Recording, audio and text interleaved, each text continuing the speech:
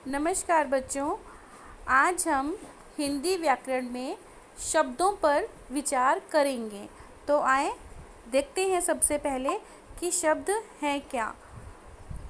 तो जो वर्ण होते हैं, वर्णों के मेल से जो वर्ण समूह होता है उसे हम शब्द बोलते हैं। जैसे कि मैंने लिखा है ऊपर क, ल, म। अगर हम इसको इकट्ठा कर दें तो ये बनता है कलम। और ये अलग अलग क्या हैं? वर्ण, व्यंजन है, व्यंजन है, व्यंजन है।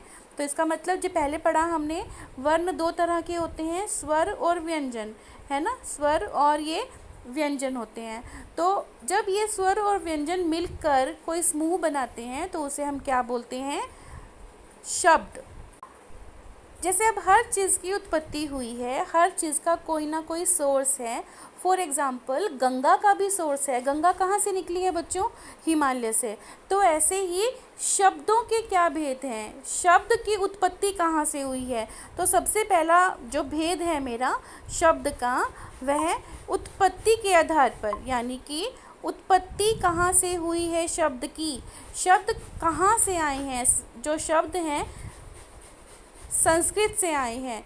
तो जो शब्द संस्कृत से ज्यों के त्यों उठकर आ गए हैं वे है तत्सम शब्द, और जो शब्द संस्कृत में कुछ विकार करके उत्पन्न हुए हैं वे हैं तद्भव शब्द। आओ आगे पढ़ते हैं।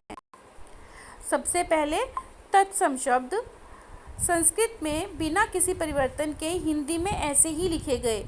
तो जैसे आकाशवाणी, दूरदर्शन, ये सब क्या हैं? तत्सम शब्द।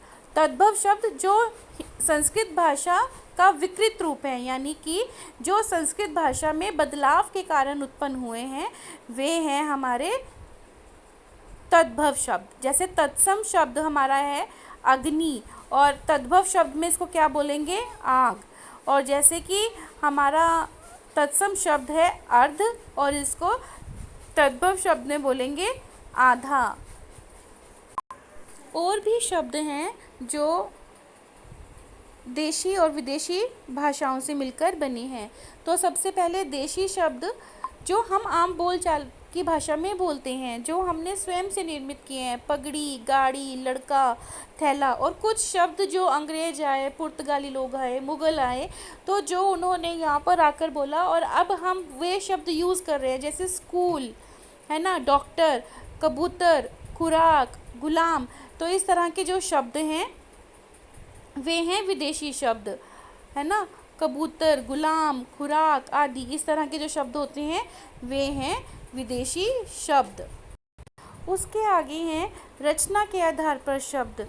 तो रचना के आधार पर सबसे पहला हमारा है रूढ़ या मूल शब्द, और या फिर यौगिक शब्द। सिर्फ दो ही शब्द हम करेंगे, रूढ़ शब्द और यौगिक शब्द। रूढ़ शब्द को मूल शब्द भी बोलते हैं, मतलब जिसमें कोई व्युत्पत्ति उत्पन्न नहीं होती है, जो एज इट इज़ बोले जाते हैं। यानी कि अगर हम उन शब्दों को तोड़ना भी चाहें तो तोड़ भले ही दें, लेकिन उन दोनों शब्दों का तोड़ कर जो दो शब्द निकलेंगे उनका कोई आपस में अर्थ नहीं होता। और ऐसे ही यौगिक शब्द कि अगर हम उन दोनों शब्दों को तोड़ दें तो उन दोनों शब्दों का अर्थ अलग अलग निकलता है। जैसे विद्यालय, विद्या जमा आलय, विद्या का मतलब हमारी शिक्षा, आलय का मतलब वह प्लेस जहाँ पर हम बैठकर पढ़ रहे हैं। तो इस तरह से रूढ़ शब्द वे शब्द हैं जिसको हम तोड़कर कोई अलग शब्द बना भी लें लेकिन उनका अर्थ नहीं निकलेगा। और यौगिक शब्द की जिसको हम कितनी मर्जी तोड़ी चलें उसका अर्थ हमेशा अलग अलग ही निकलेगा। उसके बाद है विकार या प्रयोग के आधार पर, यानी कि विकार या प्रयोग के आधार पर मतलब विकारी शब्द और अविकारी शब्द। विकारी शब्द जिसमें संज्ञा, लिंग, वचन, सर्वनाम, इनमें चेंजेस होते रहेंगे। मतलब जैसे हम लिंग बदलते हैं किसी शब्द का वचन बदलते हैं तो वो वर्ड चेंज हो जाता है। कुत्ता का कुत्ते हो जाता है ना। मैं, मुझे, मेरा एक ही मीनिंग है। और बच्चा, बच्चे, बच्चों, इन सब में विकार उत्पन्न हो जाता है। लेकिन कई शब्द ऐसे होते हैं जिसमें विकार उत्पन्न नहीं होता है, लिंग वचन सभी एक जैसे रहते हैं। यहाँ, किंतु, नित्य, हे राम, अरे, वहाँ, किंतु, अगर, मगर, परंतु, और इस तरह के जो शब्द होते हैं वे अविकारी शब्द कहलाते हैं, जिससे कोई भी विकार उत्पन्न नहीं होता है। उसके बाद है अर्थ के आधार पर। अर्थ के आधार पर शब्दों के भेद। अर्थ चेंज है, जैसे कि विलोम शब्द है ना, रात का उल्टा दिन, तो रात का मतलब रात और दिन का मतलब दिन, अर्थ चेंज है।